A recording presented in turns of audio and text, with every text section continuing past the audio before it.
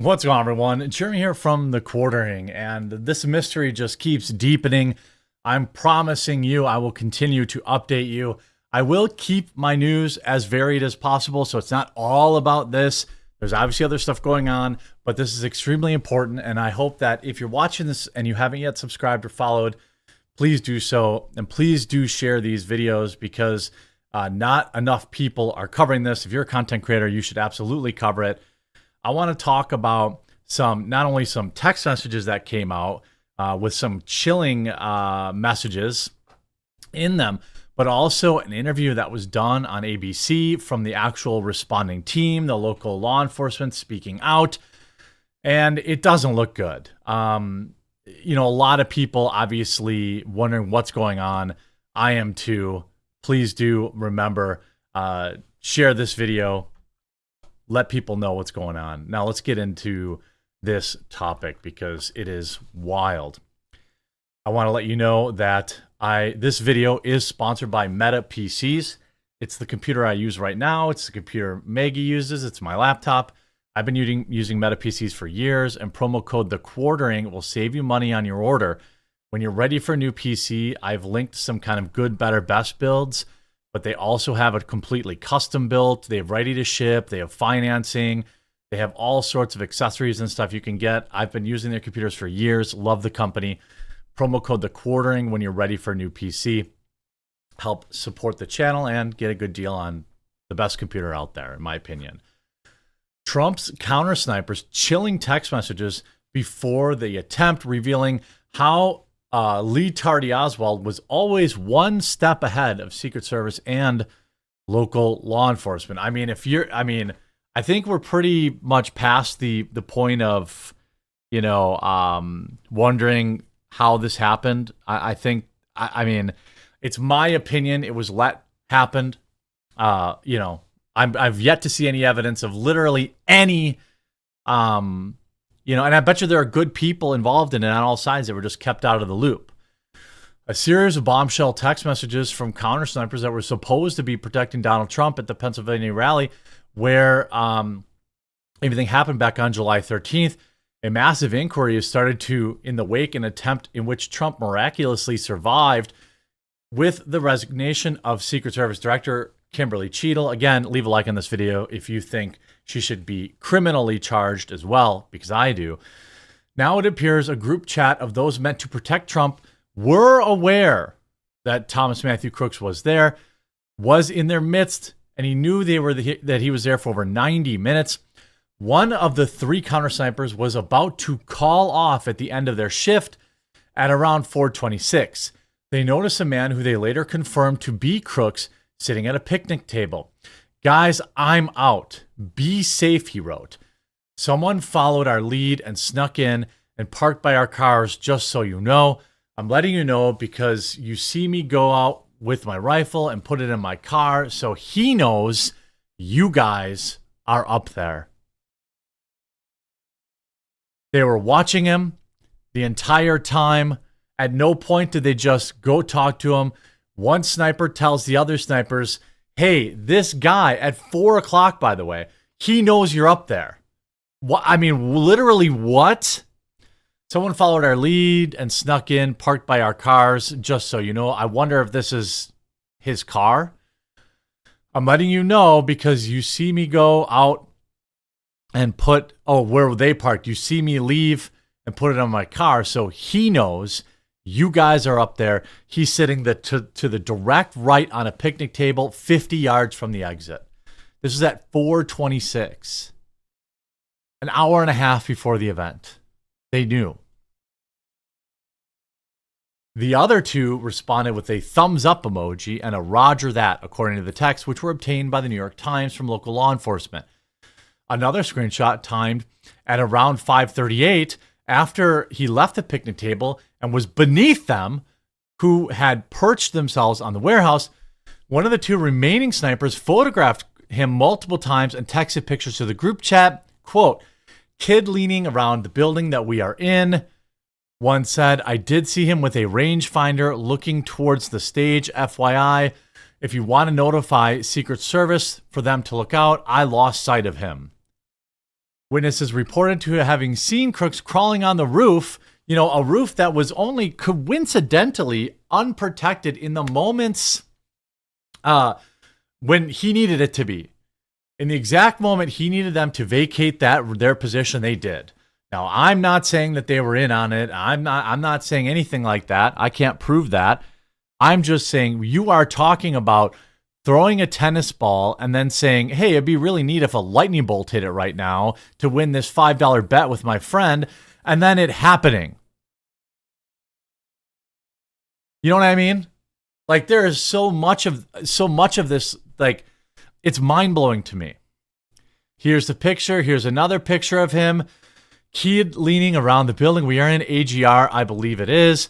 I did see him with a rangefinder looking towards the stage. FYI, if you want to notify Secret Service members to look out, all ahead of him also has a bike with a backpack sitting next to it near the rear of the building. That was not seen earlier. Then called it into command to have a uniform check it out. That was at 5:40. That was still a half hour before. So where was the uniform to check it out? Where did he go? It's very, very, very, very, very convenient for him. Now, of course, Trump has agreed to an FBI interview to get his perspective of it, which makes no sense to me. Why is the FBI spending any time, trying to hear from Trump when literally they should be trying to figure out who helped this guy, if anybody, right? Who helped this guy, if anybody? That's what I want to know. What would Trump have to say about it? Yeah, I was looking out and I was supposed to be protected by all these people, and then someone hit me in the face with a bullet. Next question. I don't really know on what planet this interview is supposed to, unless it's for Trump and he's supposed to, and he wants to like press them for answers. That's possible. That's certainly possible. I don't know.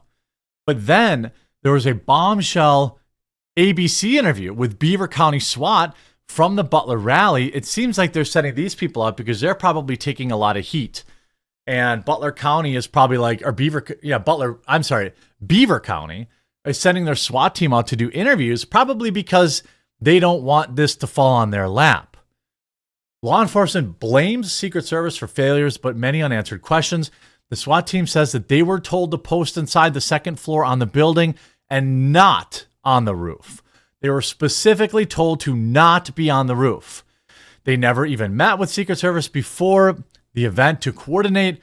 They claim they couldn't see crooks. They claim they couldn't see him on the roof, but saw the crowd looking up at them, so they knew something was going on.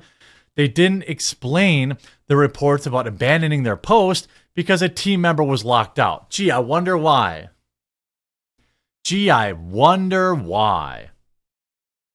You know what I mean? They said that they radioed command staff about him being a suspicious person, but somehow that information never made it to Secret Service. What a coinky-dink! Some of the replies, there's no way they didn't see crooks from the second-story building. Our windows, you can see the entire roof that he was on. SWAT is full of it, and so is Secret Service. They're both just blaming each other. All these people were assigned to the second floor. Who told them to go to the second floor if they never heard from Secret Service? Ooh, good question. How in the world did they not see him if they were in the windows as they were assigned? I mean, what is going on? It seems like the Secret Service assigned them to a useless position in that second story looking out of the window, people who had already been through security, not on the roof. It was done on purpose or gross negligence. I mean, they were told not to be on the roof. If that's true, why? Why? Can we use this ladder? You hear in here too. Get this ladder. I don't really understand how these people, you have all these, people together in a room. Nobody talks to anybody. The Secret Service doesn't talk to them. They say they were, they were told not to be on the roof. Are you kidding me? Literally, are you kidding me? I mean, I don't even understand how on earth this is happening. and why more people aren't covering it. Now, it is nice to see that there has been some, interviews by these individuals, but this is wild. These bombshell revelations from the Bureau's chief gives more insight into his preparation before the incident, including his online research about JFK. Ray also said Crooks had been, quote, interested in public figures somewhere around July 6th or so, became very focused on President Trump and his rally. The rector said an analysis of his laptop revealed he had searched on Google on July 6th for how far away Oswald was from Kennedy. It was the same day he registered to attend the Butler rally. Now, we do know that Google is doing their own obfuscation of the truth, their own lying, their own burying of search queries around this. And that's why I say leave a like on the video and share it wherever you're watching. If you haven't yet, download the Rumble app. Follow me on the Rumble. Just look up the quartering. Most of your favorite content creators, truth tellers, are on Rumble. Follow them there. Because it won't be long now till YouTube starts burying these videos. It's absolutely wild to me. Absolutely wild that we don't know more yet. I mean, it's been almost 3 weeks now. It's been 16 days since this event. We still know almost nothing outside of the event that, according to these text messages, they all knew for hours ahead of time that this guy was suspicious. They did nothing about it other than send text messages.